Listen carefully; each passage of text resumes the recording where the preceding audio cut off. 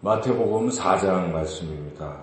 이제 3장에서 예수님께서 세례도 받으시고 또 이렇게 사역을 준비를 하셨는데 최종적인 사역 준비를 하십니다. 그것은 시험을 이기는 것입니다. 그래서 광야에서 마귀에게 시험을 받으셨는데 말씀으로 그 시험을 다 이기셨습니다.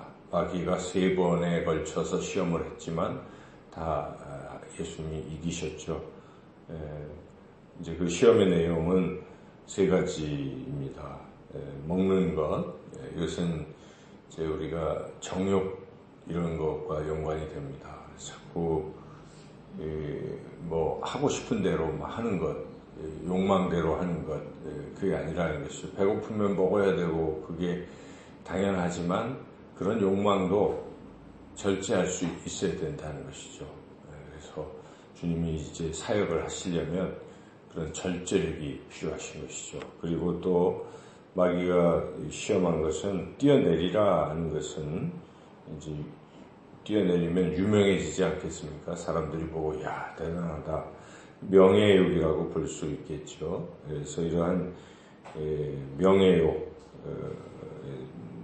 남에 이렇게 알려지고 높아지려고 하는 것, 이런 것들도 이제 절제를 해야 되는데 주님은 높아지려고 하지 아니하셨습니다. 낮아지시고 겸손히 섬기시고 또 사람들이 막 예수님을 이렇게 임금으로 세우려고 한다든지 그럴 때 거절하시고 또 저편으로 가자 말씀하시고 그러시는 주님이셨죠. 그리고 3번째 마지막 시험은 소유욕을 자극하는 것입니다. 그래서 이거 다 주겠다. 천하만고 나한테 절 한번 해라. 마귀가 그럴 때 그걸 또 물리치시죠. 하나님만 경배한다 하고 그러한 소유욕도 물리치셨습니다. 그래서 이것은 마귀가 시험하는 패턴은 똑같은 거죠. 아담과 하와를 유혹할 때도 먹음직도 하고 보암직도 하고 탐스럽게 또 이런 등등 이게 이제 다 이생의 정욕 또 자랑 또 가지려는 거 등등 이런 것을 유혹하기 때문에 오늘날도 마귀는 우리를 그렇게 유혹할 수 있다는 것을 우리가 깨달아야 되고 그리고 이제 우리가 주의를 할 때는 항상 이 3가지를 조심을 해야 된다는 것입니다. 돈을 목회자들이 실패하는 이유가 자꾸 이 돈, 또 성적 유혹, 마귀가 똑같이 공격하잖아요. 근데 거기에 이제 많이 무너지는 것이죠. 자랑하려는 것, 막 권력을 탐하는 것 등등 이제 그런 것들을 주의해야 된다는 것이고 이제 예수님께서 드디어 공생 사역을 시작하셨습니다. 그분이 하신 일을 요약을 합니다. 예수님 무엇을 하셨는가?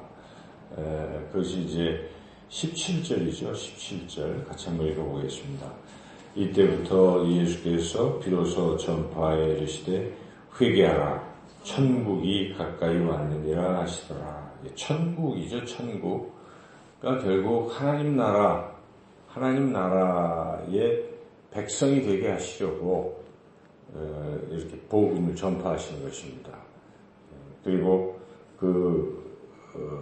복음 전파할 때 선행돼야 될 것은 회개라는 것이죠. 그것은 앞서서 세례요한도 회개하라, 천국이 가까웠다 하는 것을 그가 3장 2절에서도 똑같이 전했죠. 그래서 예수님도 동일하게 전하시는 것이죠. 그러니까 이것이 핵심이라는 우리가 알 수가 있습니다.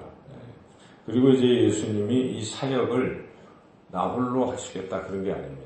예수님이 이 땅에서 떠나셔서 부활 승천하셔서 하나님 우편에 앉아 계시면서 이제 올라가실 것이기 때문에 예수님의 사역을 계승할 사람들이 필요한 것이죠. 그래서 제자들을 맨 처음에 공생에 나 이런 것을 한다고 선포를 하시고 그 일을 이제 계승할 사람들부터 뽑으신 것이죠. 그래서 제자를 세우는 것은 그런 의미가 있습니다. 사역을 계승케 하시려고 제자를 세우신 것입니다. 그 18절에 그런데 그 사역 계승해야 될 사역이 핵심이 무엇인가? 역시 복음 전파에 있다는 것입니다. 영혼 구원이 사역의 본질이고 핵심인 것이죠. 그래서 예수님께서 부르시면서 목적을 말씀하시는데 19절에 나오지 않습니까? 같이 한번 읽어보겠습니다. 말씀하시되 나를 따라오라. 내가 너희를 사람을 낚는 어부가 되게 하리라 하시니, 사람을 낚는 어부, 사람들의 어부, 이것은 사람들을 구원하는 그 일을 너희들이 하게 될 것이다. 그렇게 내가 너희들을 훈련시킬 것이다. 이런 말씀이죠. 너를 따라오라 하는 것이고, 그리고 이제 예수님이 사역을, 이제 구체적인 사역을 이제 하셨는데, 그것이 23절에 나옵니다. 읽어보겠습니다.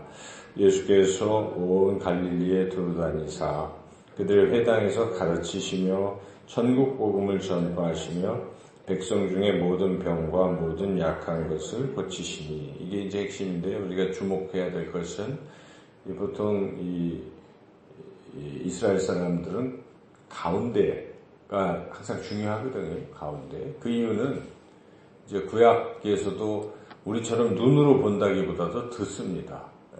이렇게 읽어요.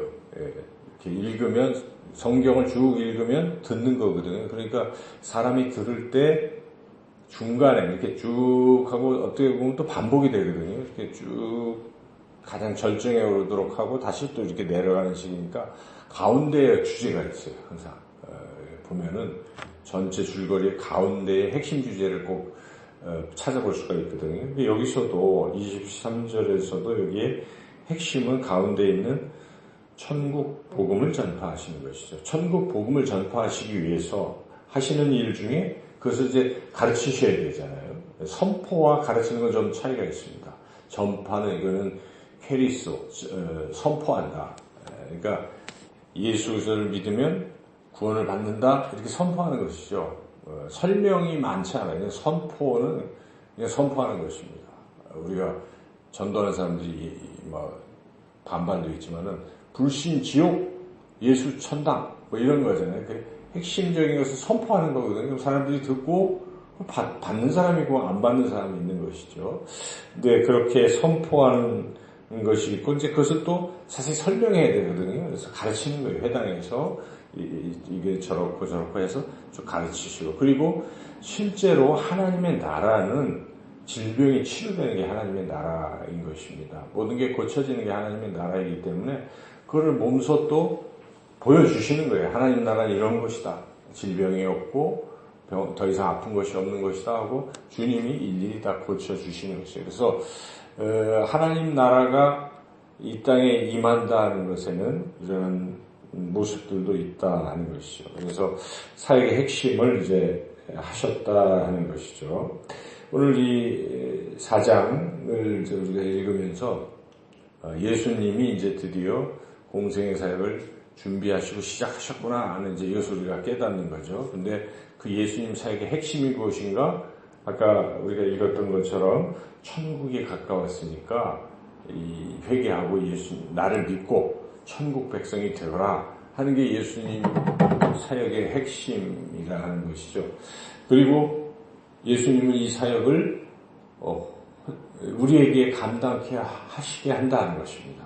사명을 주시는 거예요. 그래서 마태복음 맨 끝에 가면 모든 민족을 제자 삼으라 하는 이제 핵심 그 사명을 제자들에게 주시고 승천하시지 않습니까? 그래서 이것은 그 제자는 또 제자가 제자를 낳고 오늘날 우리에게까지 이르는 사명인 것이죠. 그래서 우리가 이 말씀을 읽으면서 그래, 내가 주님 따라서 복음을 전파해야지, 다른 것보다. 이게 빠지면 뭐 잘못하고 있는 거예요.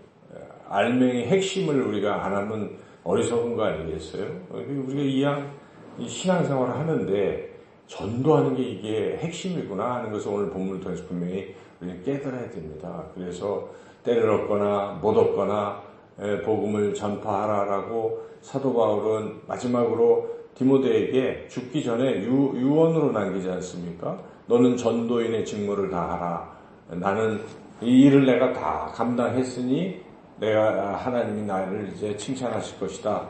그렇게 또 선포하지 않습니까? 그래서 우리가 이 복음 전파를 그냥 허투루 이렇게 가볍게 생각해서는 안 됩니다. 이것은 우리의 사명인 것입니다. 그래서 우리 자나깨나 어떻게 하면 내가 그 영혼을 구원할 수 있을까?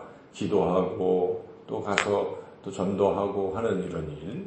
우리가 이 교회에서 그 막 권사님들이나 좀 이런 신앙이 깊으신 분들 보면요, 전도를 해요, 전도를. 이거는 그 교회가 이런 말씀들을 잘 가르친 것입니다. 가르치고 또 그분들이 신앙이 깊은 것이. 그래서 본질적인 사역을 하고 있는 것이죠. 그래서 이 주변에 보면 그렇게 자기 이름까지 새겨서 막 전도하는 사람들 있지 않습니까? 그게 뭐 자기 높아지려고 하는 것이 아니라 연락을 해달라 이런 것이죠.